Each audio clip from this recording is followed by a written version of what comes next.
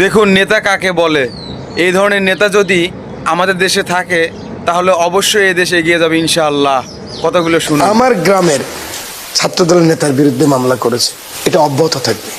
আমি ইলেকশনে আগেই বলেছি 12 তারিখ পর্যন্ত আমাকে ভোট দিবেন, 13 তারিখে আপনার দল আপনি করবেন। এটাই এই জন্যই 17 বছর সংগ্রাম করেছি। আপনার দল আপনি করবেন।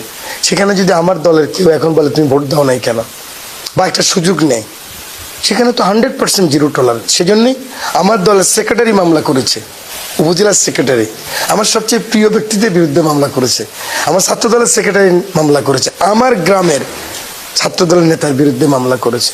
এটা অব্যাহত থাকবে। এক সুতা কোনো ছাড় দেওয়া হবে না দুর্নীতিতে, সন্ত্রাসে।